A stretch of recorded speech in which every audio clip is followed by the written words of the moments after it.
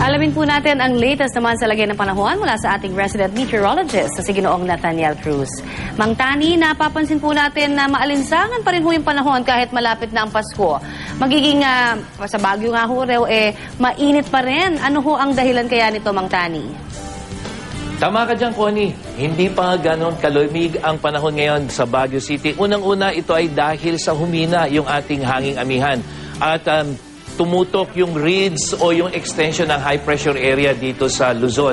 Kaya ang nangyari, walang masyadong ulap. Kaya pagdating ng tanghali, katulad ng tinitingnan natin ngayong forecast, Connie, mainit pagdating ng tanghali hanggang sa gabihan.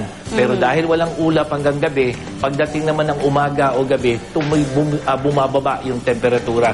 So ito ay patuloy na maranasan sa Baguio dahil mahina pa yung hanging amihan, Connie. Oo po. At nakikita natin 0% chance of raining today, Mang Tani. Ikumpirma lang natin yung mabuti. Tama yun, Connie. At dito sa Baguio at sa ibang bahagi ng Luzon, hindi masyadong uulan. Pero ang Mindanao, may malaking tsansa na maging maulan ngayong araw dahil sa umiiral pa rin na intertropical convergence zone. At asahan natin yung maulap na kalangitan na may minsan-minsan pag-ulan, lalong-lalo na pagdating dyan sa Caraga, Davao at Sorsogon regions. At sa Visayas naman, magiging bahagyang maulap ang panahon ngayon, pero mababa lamang po yung posibilidad ng pag-ulan.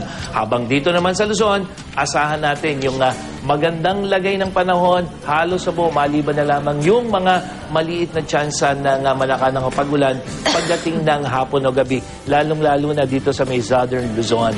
At para sa iba pang weather update, bisitahin lang ang GMA Weather webpage at Facebook page. Ako po si Nathaniel Cruz para sa I Am Ready, serbisyong totoo ng GMA News.